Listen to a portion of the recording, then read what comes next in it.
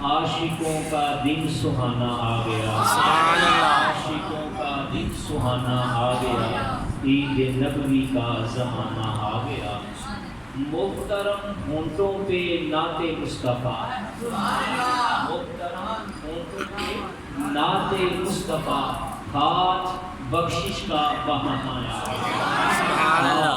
بخشش کا بہانہ آ گیا، عید نبوی کا زمانہ آ گیا، لب پہ خوشیوں کا ترانہ آ گیا۔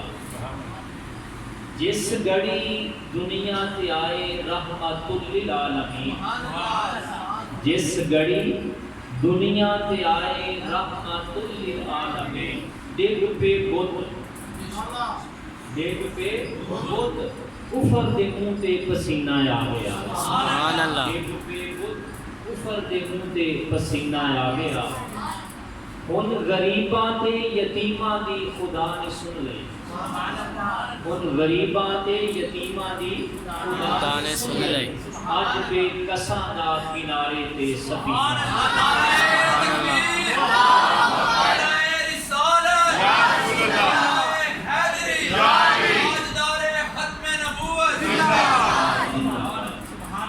جس گھڑی دنیا تے آئے رحمت للعالمین، دل پہ بت کفر دے منہ تے پسینہ آ گیا۔ ہر طرح کی حمد و ثنا خالق کائنات، مالک کائنات، رب جل وعلا کی بلند بارگاہ میں ہدیہ درود و سلام حضور نبی محترم شفیع معصم تاجدار عرب و عجم فخر آدم و بنی آدم، دانائے سبل ختم الرسول مولا کل، نور ذات لم یزل معصوم آمینہ، سیاح لامکاں سید انسجاں، سرور سربراں لالہ رخاں نیر تاباں، حبیب کبریا احمد مجتبیٰ جناب محمد مصطفیٰ صلی اللہ تعالی علیہ وآلہ وسلم کہ حضور نازنین میں ہدیہ درود و سلام پیش کرنے کے بعد نہایت ہی واجب القدر علماء کرام، نعت خوانان شریف لسان، معزز سامعین و حاضرین، بالخصوص زینت القرہ، فخر القرہ، استاد الحفاظ، امام الخطیب جامع مسجد ہذا جناب قاری محمد سلیم صاحب اور جناب میاں محمد عزیر صاحب، ان کا ممنون ہوں، شکر گزار ہوں۔ ان دونوں بزرگوں نے میرے ساتھ رابطہ کیا اور اس بزم کے اندر بار دیگر یہاں آنے کا موقع مرحمت فرمایا۔ اللہ پاک ان کا سایہ نادر محمد سلام اور مبارکباد کے مستحق ہیں اس حوالہ سے بھی کہ ماشاءاللہ بڑے تھوڑے وقت کے اندر بڑی خوبصورت مسجد ظلم کی طرف سے آیا ہے۔ اللہ پاک میاں صاحب کو بھی، میرے پاکاؤ کو بھی، جتنے لوگ اس میں شریک ہوئے، اللہ پاک سب کو دارین کی ساتھ اور قبلہ قاری صاحب کے لیے ڈبل مبارک ہے۔ ماشاءاللہ مسجد بھی تعمیر ہوئی، پھر اللہ پاک نے اپنے گھر کا، اپنے پاک نبی کے گھر کی زیارت فرمائی۔ اللہ پاک ان کو ہمیشہ اور ان کے صدقے ہم سب کو اللہ پاک بار بار اپنے پاک گھر کی حاضری نصیب فرمائے۔ آمین۔ اور اس بزم کے اندر حضرت العلام حافظ القاری حضرت العلامہ جناب محمد یوسف نقشبندی صاحب، زینت القرہ، فخر القرہ استاد الحفاظ جناب قاری امیر چشتی صاحب تشریف لائے، اور جناب زینت القرہ بڑے پرانے ساتھی جناب قاری محمد اشرف صاحب تشریف لائے، اور دیگر سامعین و حاضرین، اللہ پاک میرا اور آپ کا ہم سب کا آنا، دل بیٹھنا اپنی بارگاہ میں قبول فرما کے ہمارے لیے ذریعہ نجات بنائے۔ سامعین محترم، اس میں تو کوئی دو رائے نہیں کہ پیارے آقا صلی اللہ تعالیٰ علیہ وسلم کے میلاد شریف کی محفل میں ہم آئے بیٹھے ہیں اور اس پیاری خوبصورت بزم کو سجایا ہے۔ یقیناً یہ اللہ کی بارگاہ میں مقبول محافل ہوتی ہے، اس لیے کہ فقہاء نے یہ مسئلہ لکھا ہے کہ ان عبادات میں سے ایک عبادت ہے جو ریاکاری اور دکھلاوے کے لیے بھی اگر بعض بات کی جائے تو محفل قبول ہو جاتی ہے۔ درود شریف کو عبادت ہے کہ اگر دکھلاوے اللہ اس کو قبول فرمائے۔ تو اس لحاظ سے میں آپ کے سامنے ایک حدیث پاک تلاوت کرتا ہوں اور اس سے اس محفل کا آغاز کرتے ہیں تاکہ ہمارے سینے اس حوالے سے اور چوڑے ہو جائیں کہ جس پاک نبی پہ ہم درود و سلام کے غزلیں پیش کرتے ہیں وہ پاک نبی بڑی عظمتوں کے مالک ہے، بڑی عظمتوں کے مالک ہے، اتنی عظمتوں کے مالک ہے کہ وہاں پر ہم اندازہ نہیں لگا سکتے۔ قبلہ قاری صاحب اس پاک گھر سے تازہ ہو کے آئے، آپ نے سے بہت سارے اس پاک گھر کی زیارت کی ہوگی جس کو بیت اللہ شریف کہتے ہیں۔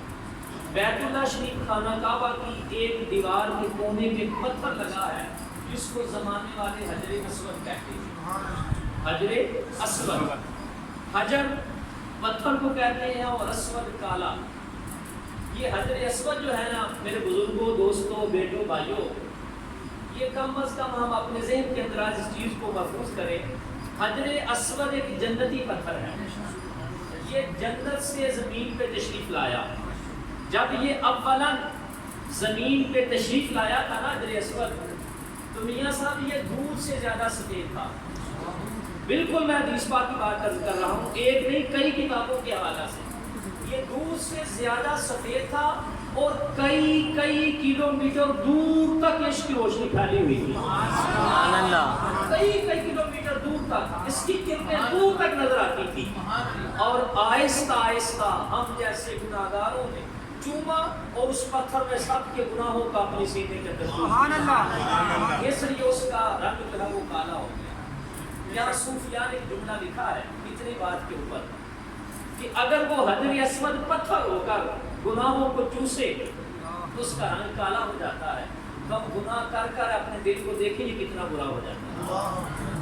کبھی اس پر غور کریں، وہ پتھر ہے، گناہوں کو چوس اس کے کالا ہو گیا، تو جو بندہ گناہ پہ گناہ کرتا رہے اس کے دل کا پھر حال کیا ہوگا۔ تو حجر اسود یہ جنتی پتھر ہے۔ حجر اسود کے متعلق میرے اور آپ کے پاک نبی صلی اللہ علیہ وسلم نے ارشاد فرمایا، حضرت عبداللہ ابن عباس رضی اللہ تعالیٰ عنہ سے حدیث پاک کے راوی ہیں، اس بات کو امام قلیوطی ابن عربی نے مشکات کے اندر بھی ذکر فرمایا اور ترمذی کے اندر بھی، ابن ماجہ میں بھی، سنن دارمی کے اندر بھی، اور کئی کتابوں، ان کتابوں کے اندر میں نے اس کو پڑھا۔ حضرت ابن عباس رضی اللہ تعالیٰ عنہ فرماتے ہیں کہ پیارے آقا اسلام نے فرمایا لا یبعث اللہ فی الحجر، لا یبعث اللہ، حجر اسود کو کل قیامت کے دن اللہ پاک اٹھائے گا۔ قیامت کے دن حجر اسود کو اللہ پاک اٹھائے گا اس حال میں لہو عینان یبصر بہما، اس حال میں کہ اس کی دو آنکھیں ہوں گی جن کے ساتھ یہ دیکھے گا، وَلِسَانٌ يُنطَقُ بِهِ، اور ایک زبان ہوگی جس سے کلام کرے گا۔ حجر اسود کی آنکھیں بھی ہوں گی، زبان بھی ہوگی، دیکھے گا بھی اور کلام بھی کرے گا۔ وَيَشْهَدُ، اور جس نے اس کو چوما ہوگا اس کی گواہی بھی دے گا اللہ کی۔ جس نے اس کو چوما ہوگا نا اس کے حق میں شفاعت کرے گا، گواہی دے گا۔ یہ جملہ قابل غور ہے کہ اس پتھر کے اندر اتنا کمال ہے کہ گناہوں کو بھی چوستا ہے، جس نے چوما ہے اس کو بھی جانتا ہے، اور ہاں جنتی اور جہنمی کا فرق بھی کرتا ہے۔ شفاعت اسی کی کرے گا جو جنتی ہوگا، تو یہ پتھر ہو کے جانتا ہے کہ کون کون جنتی ہے اور کون کون جنتی ہے۔ یہ جنتی پتھر حجر اسود، اتنی بات ہم نے کہ یہ جنت سے آیا، کل قیامت کے دن دو آنکھیں، ایک زبان ہوگی، جس نے چوما ہے اس کی گواہی دے گا۔ یہ جنتی پتھر جنت سے آیا ہے۔ جنت کے متعلق نبی کائنات آقا دو جہان اسلام کی حدیث قدسی ہے کہ لولاک لما فی الجنہ، کہ اگر میں جنت کو پیدا، اے محبوب تجھے پیدا نہ کرتا تو جنت کو پیدا نہ کرتا۔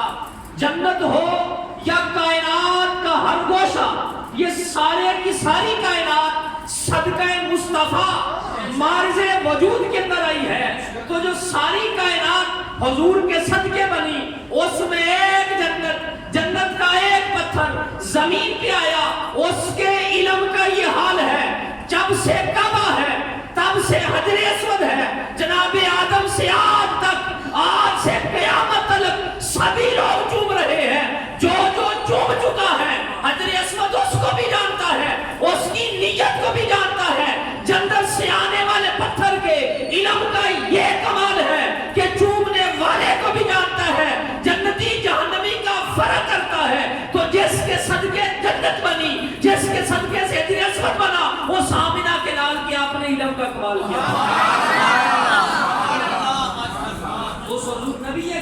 آقا دو جہاں نے کی کیا شان ہوگی کہ حجر اسود جانتا ہے مجھے کس نے چوما ہے. اتنا قوت حافظہ، اتنی میموری ہے. اگر جنتی پتھر حجر اسود جانتا ہے تو آمنہ کے لال بھی جانتے ہیں مجھے کس تو اس لحاظ کے ساتھ پیارے آقا صلی اللہ علیہ وسلم پر درود و سلام پڑھتے ہیں اور ایک دفعہ پڑھیں اور بات کو آگے بڑھاتے ہیں. السلام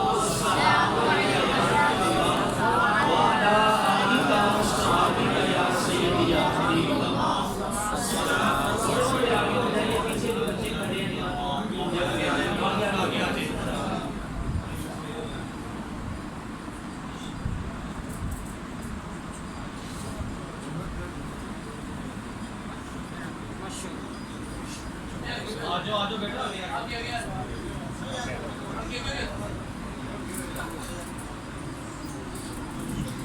ساتھی تھوڑا تھوڑا آگے ہوئی.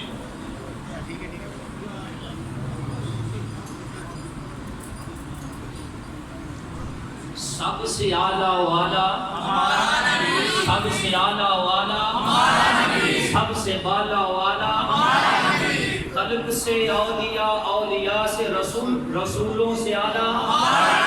کون دیتا ہے دینے کو منہ چاہیے، دینے والا ہے سچا.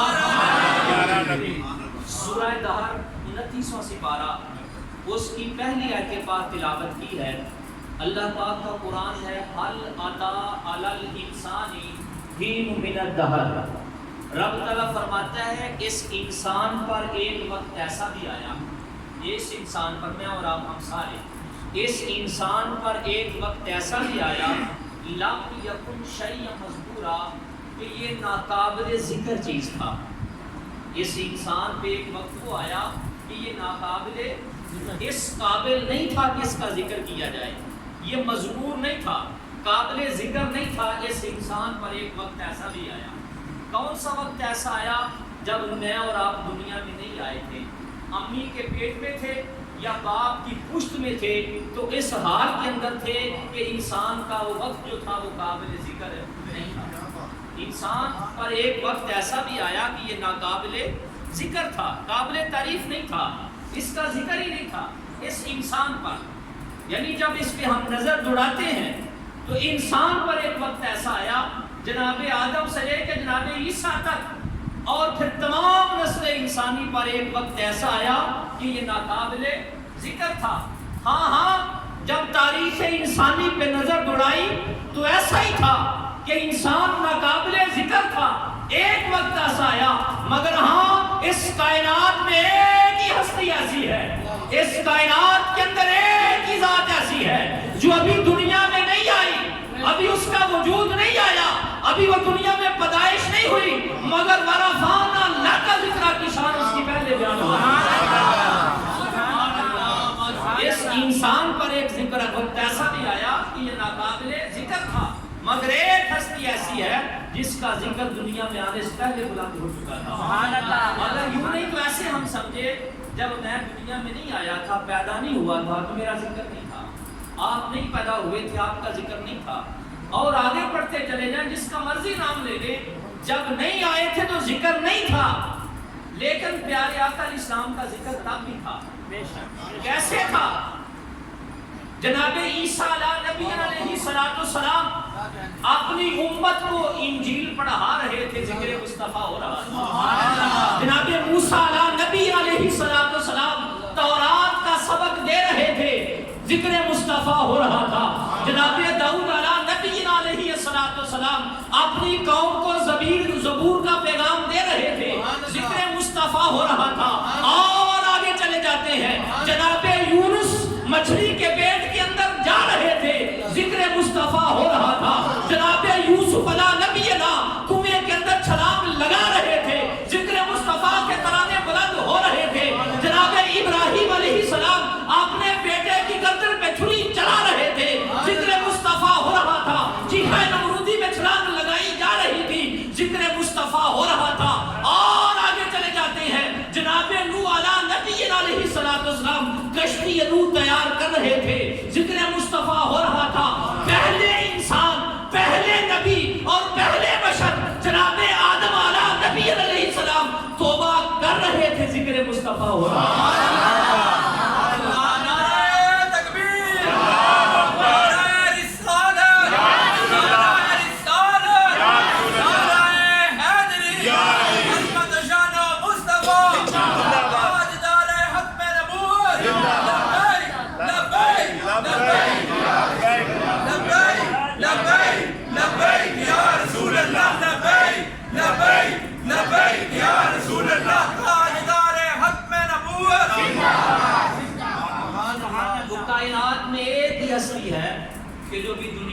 آئی مگر اس کا ذکر پہلے ہو رہا۔